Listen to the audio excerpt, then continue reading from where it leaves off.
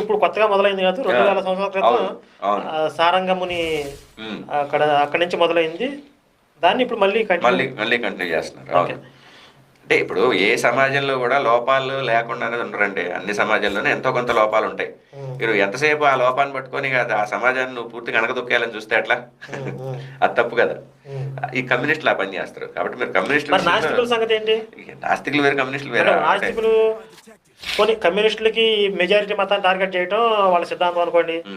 నాస్తికులైన అన్ని మతాల గురించి, అన్ని మత విశ్వాసాల గురించి మాట్లాడాలి, లేదా సైలెంట్ గా కేవలం వాళ్ళు కూడా కేవలం హిందుత్వాన్ని టార్గెట్ చేయడం వాళ్ళ ఉద్దేశం ఏంటి? నాస్తికులు వేరు, నాస్తిక ముసుగేసుకున్న వాళ్ళు వేరు. నిజమే. ఇప్పుడు పుట్టా సురేంద్రబాబు గారు ఉన్నారు, నాకు తెలిసి ఆయన నాస్తికుడు.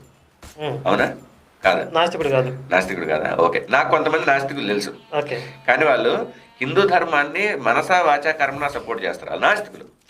పుట్టా సురేంద్ర గారు అలానే ఆస్తికుడు కూడా కాదు. అంటే